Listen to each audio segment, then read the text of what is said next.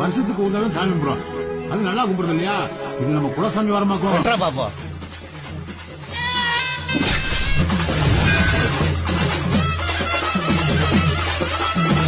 நாங்க கும்பிடுற சாமி கூட மீச இருந்தா தாமல கும்பிடுவோம்.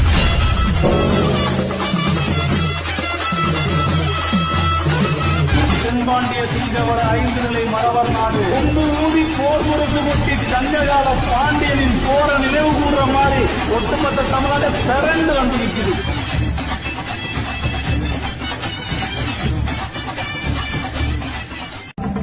கதை என்ன முடியலடா.